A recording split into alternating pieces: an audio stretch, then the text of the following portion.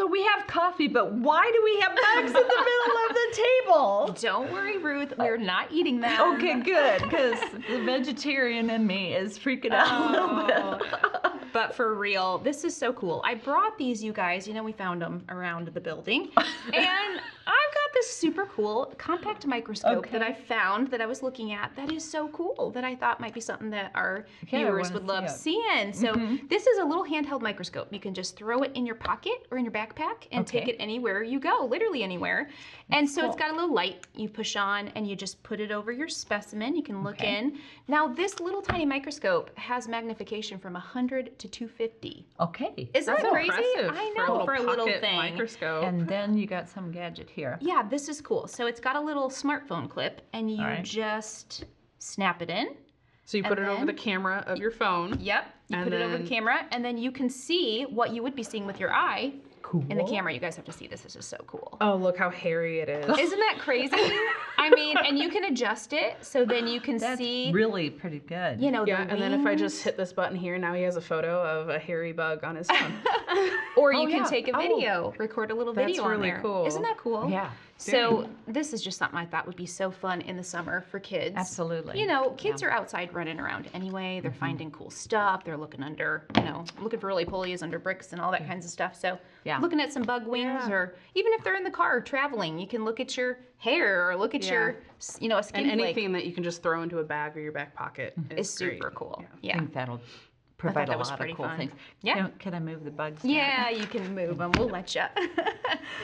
You guys, you know what? Related to that, I got to show you something else cool I found. Okay. I mean, kind of related. We're talking about nature. Weeds and bugs. Weeds, bugs, yes. This Eat the Weeds book Weeds. is really cool. So, you know, I always kind of wanted to be a prepper and I never got there. I wanted to live off the land and do the, you know, live off the grid and all that. But this book is a great way to kind of make some steps in that direction. Yes. And so there's 274 wild foods that this Dean Green, who is the author, helps you to learn to identify, and then he helps you to figure out, you know, with clear pictures, how you can tell for sure if that's the right one. Yeah, that's always scary. Or one that I'd be eating something that's not edible. Right. And then he also gives you information about where to find it and how to make sure, you know, it's the right thing, but also what time of the year, because sometimes you might see something a different time of the year that looks similar.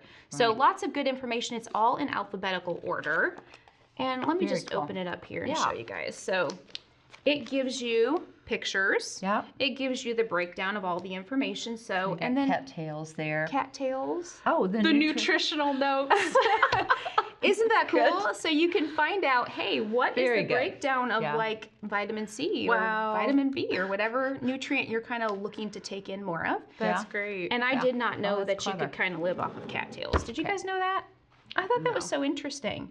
They have a really good starch, so you can use it to make like all kinds of starchy things. I thought that was pretty cool. And so this is not a curriculum, but it's a resource, Just a resource, yeah. Okay. Yeah, something you might want to just have on your bookshelf, you know, if you just want to, you know, if you love to go hiking and you want to be able to look up those plants. I think it would supplement really nice with like a botany course or something. Right. You know, just bring in some more hands-on, get them outside a little bit. Definitely. In their studies. There's just something pretty cool about knowing that you can live off of these plants. You know, you see the dandelions on the front, and it's like, I could eat dinner of dandelions if I wanted and like survive off that. It's pretty cool. Yes. You know? If I wanted. Big if. Good point. So we've got microscope, medicinal, math. Math.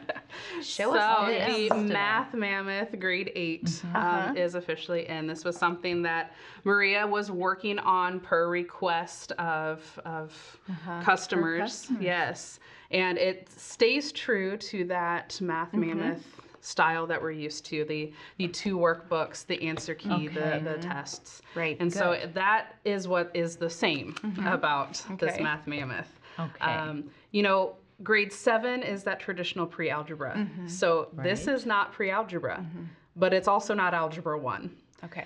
It's not a full algebra 1. Okay. Okay. They're covering many of those algebra 1 topics, but it's not going to get you every single, you know, concept that would be taught in a traditional Algebra 1. So who would it be good for, do you This think? is great for those students, Math Mammoth students, who might just need one more year of the methodology to really firm up those algebra skills before jumping into an algebra course on their own. Okay. It'd be great for those who maybe were in an Algebra 1 course, but it's just too fast-paced. It's they are struggling to keep up with the content, to come back and work at maybe a slower pace, but still get those good Algebra 1 concepts. So I had a customer recently who was prepping her kid for 9th grade being in a brick and mortar school, but they were looking for an 8th grade. Do you think that would be a good fit with this program? Because it's Common Core aligned, Yeah, she right? follows Common Core, and so that would be perfect because those 8th grade students, this would be the content that they would be learning to prepare them for Algebra 1 in 9th grade. And so with that on your mind, if you know that they're going to be going back into the high school setting in brick and mortar, this would be a great math option for 8th graders. Now, does this have the videos like the other courses Not do yet, available? because it's so new. She's hoping to get those nice short videos for each lesson up. There is a small little manipulatives package that we've put together for it, because it does require some things like a ruler and some graphing paper, and so there is a small little manipulatives package for it. Yeah, good. Very cool. Good. Yes. So I've got some curriculum too, and it's called Living Verse. It's so pretty. Sounds so poetic. It is so pretty. It is poetic. It's language arts and poetry. Is and this Charlotte Mason? It is, It and looks it looks like beautiful. it, right? Yes. And if you've ever wanted to try Charlotte Mason approach for language arts, I think this is a great way to start. It's designed for grades 1 through 6. Okay. And you basically kind of pick up and go. Everything is here. This is a student consumable. Look how gorgeous. There's the poem. You're engaging with this poet and that poet's poetry every day. You're doing different things. You're doing dictations, or you might draw something, and this becomes a memoir of your Pictures year. are all so pretty. They're really lovely, and it's not just 1, 2, buckle my shoe. It's really good poetry. It does have a Christian approach, so that there are actually some hymns in here, and other wonderful poets that have stood the test of time, you know? And so it's a great way to engage all of your kids. Normally I would, if your kid's learning to read, you want to have them have a program to work on that. And this will teach vocabulary, it'll work with rhyme scheme. You're really paying attention to the words and the poetry. And so it's a great one-year course So to do it's that. kind of that gentle, relaxed approach to learning language arts. And everything in Charlotte Mason is all combined, inclusive. Integrative. Yeah. Yeah. Okay. And it's a volume 1. They're planning on a volume 2 and maybe next year, and that will be a focus on it just left my brain. It's going to be a focus on a Bible. Oh, okay. So No, I was even thinking something like this. You said it's for grades 1 through 6. Yeah. But maybe even if you had middle schoolers that you were trying to instill a love of poetry. Yeah. This would make a wonderful, just a poetry unit to study. yeah, I think that's very doable. Yeah, it's a great one. It seems like in the busyness of this world, there's really a pendulum swing to let's slow down and do some beautiful things like poetry, which is really cool. And speaking of that, I've got the morning time here, which is a way of slowing down. Yeah. This comes from a company called Blue Sky Daisies. Okay. I just love that. I don't know if you got daisies in your Eat the Oh, Wheat, yeah. I know. I don't know if those are edible. And I've been tagging this up too, but it is teaching you how to do a morning basket or a morning time. Okay. Did you do that when your kids were growing up? Sort of. I didn't call it official. Yeah, that but, wasn't a term back then. But we had... Well, I didn't mean it that way. Hey, I've got older kids too, you know. Okay. We are getting older, but... Yes, all right. But you're focusing on some things in the morning, and this is a way to do it. Make it intentional. It's an intentional morning rhythm.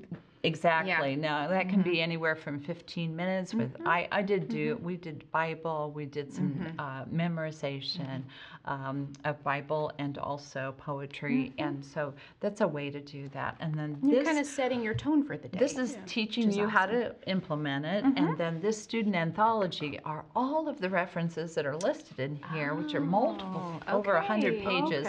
And they're here. And then you're memorizing poetry. You're memorizing things like questions. all of the citizenship questions are here. Oh, wow. A lot of them. And so you're memorizing things, learning things about your country. U.S. citizenship questions? Oh, that's neat. Or poetry or hymns or other things. So there's a huge variety of types of information. Yeah. Very cool. I think the morning time idea is a really cool idea. Gina made a video a while ago. Oh, she did. About morning baskets. Yes. That'd be great to that watch. explains it. It's a real simple option for it. Awesome. It's a great way to just kind of gear up because in the morning you're kind of like, I just had my breakfast. I'm not quite ready to We're go kind to of mat. tired. So let's We're not ready to jump into science. Oh my or goodness. something. Okay. Clearly, I'm someone has jumped into this excited. science. My goodness. So look we at have this. the physical science 4th edition it is of finally Apologia You outdid here. me on Post-it notes. there. I know. Look at all those. Isn't that crazy? So, we like to study a little bit here. Yes. But digging into this, it really isn't that different than the old one as far as content, but it's rearranged differently. It is not compatible with the 3rd edition. That's really important to know. The covers don't look that different except for the gemstones are different color. The last one was green and this one's purple. But the main thing to know is that, so even though the content is somewhat similar, there are some changes in labs, there are some changes in the types of questions. There is one feature called Advanced Concepts where they pulled out the more difficult concepts and they put it in a separate section so that you can use that for the kids that are able and want to go deeper, but you don't have to, so it's your choice. But yeah, we're so excited that it's here. So excited. And I think it's ready. I mean, you can order it anytime. So out the door. Yeah, and to get that fuller view of the Apologia Sciences, we do have that overview video for covering the upper levels of Apologia Science. That'd be great. That is a wealth of information and knowledge. Yeah. Thanks for joining us today. I promise next time we won't have No bugs. No bugs. I don't know. It was kind of fun starting with that. I liked it. Maybe we should do it again. No. A chicken? No.